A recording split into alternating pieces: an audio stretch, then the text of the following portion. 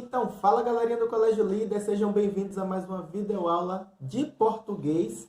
E hoje nós vamos falar dos tipos de narrador. O narrador é aquele que conta a história organizando a narrativa, inserindo descrições, apresentando a fala dos personagens. Há narradores que interferem mais em uma narrativa e tem narradores que interferem menos. Ao iniciar uma história, o autor do texto tem que tomar uma decisão. Quem conta a história é ou não é um dos personagens? Essa escolha direciona como a história vai ser contada. Nós vamos ver na aula de hoje que o narrador ele pode ser em primeira pessoa ou o narrador ele pode ser em terceira pessoa. O narrador em primeira pessoa é aquele que, sendo um dos personagens, conta a história sob a sua perspectiva, sob a sua visão.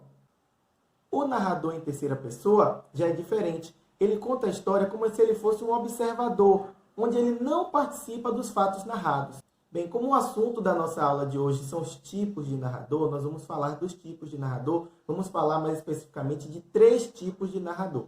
Nós vamos falar do narrador personagem, nós vamos falar do narrador observador e do narrador onisciente. Vamos começar falando do narrador personagem. O narrador personagem é aquele narrador que participa da história. Ele conta a história em primeira pessoa. Ele sempre estará usando o pronome eu, nós, porque ele está participando da história.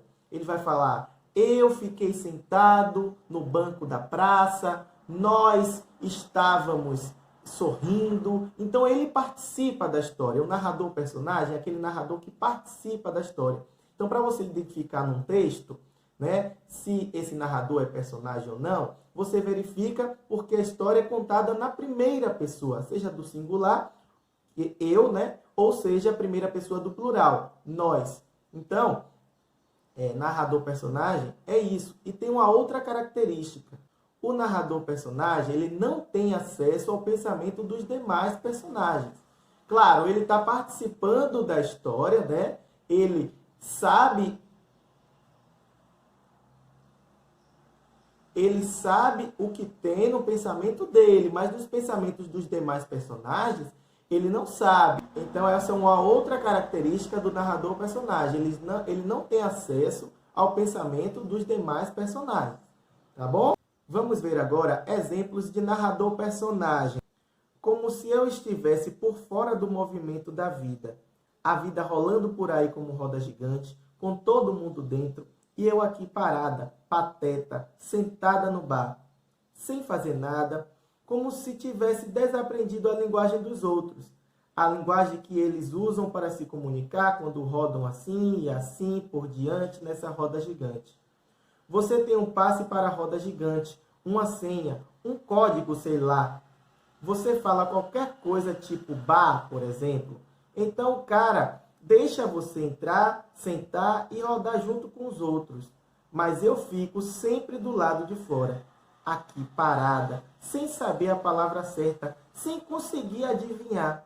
Olhando de fora, a cara cheia, louca de vontade de estar lá, rodando junto com eles nessa roda idiota. Tá me entendendo, garotão?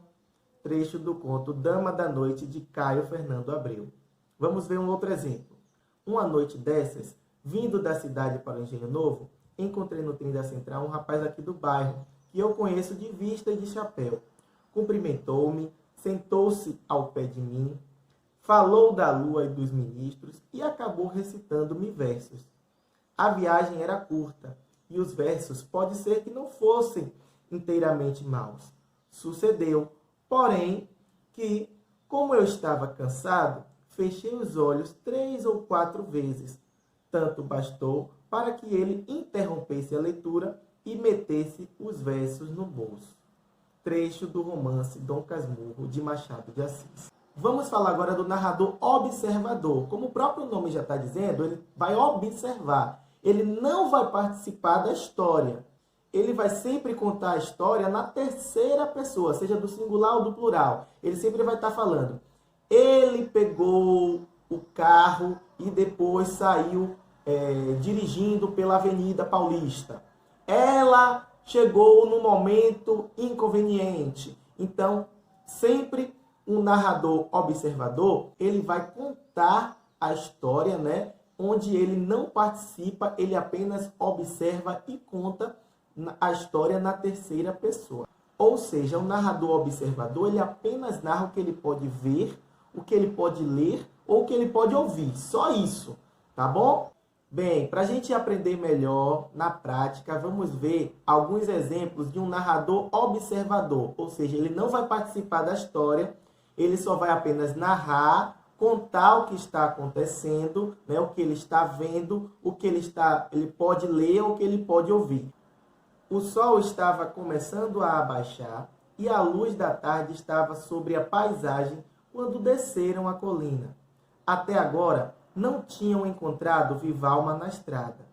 Já estavam andando havia 1 hora ou mais, quando Sam parou por um momento, como se escutasse algo. Estavam agora em terreno plano, e a estrada, depois de muitas curvas, estendia-se em linha reta através de um capinzal salpicado de árvores altas.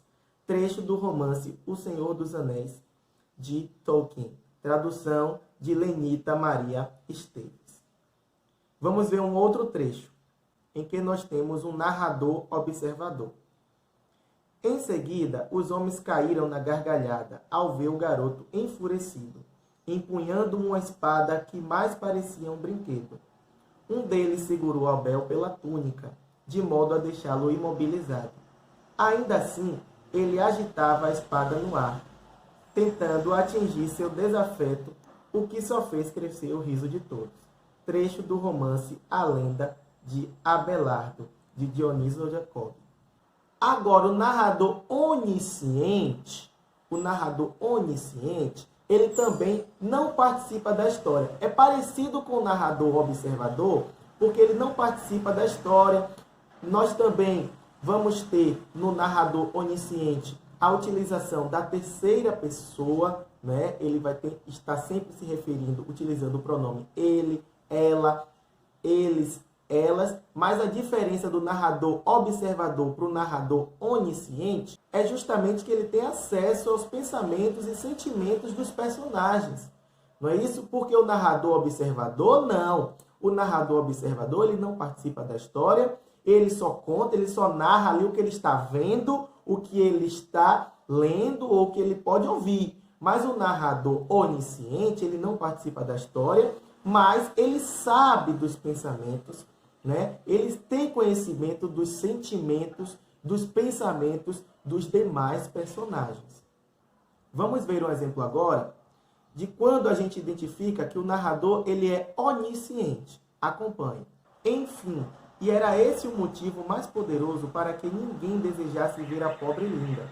Havia a sua aparência, gorda, com a mocidade perdida, os dentes cariados, a pele pustulosa e aquele corpo forte. Era simplesmente impossível olhá-la sem sentir náuseas. Sim, náuseas. Por isso, as pessoas das mais altas camadas estavam firmemente decididas a não ver Linda. E quanto a esta, também não tinha desejo algum de vê-las.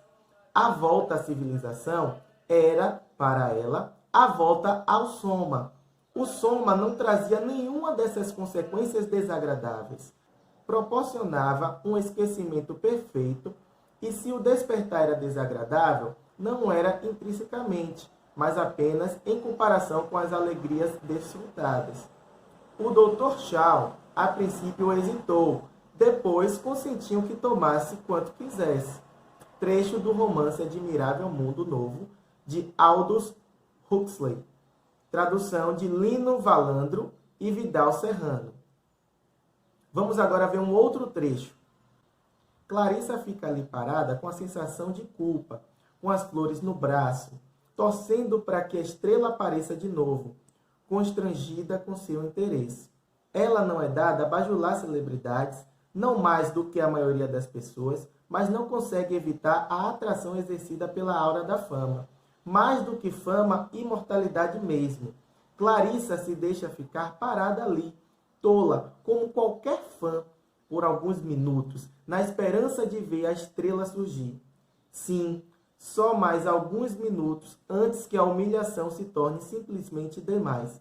depois de alguns minutos, quase 10, embora deteste admiti-lo, parte de supetão indignada.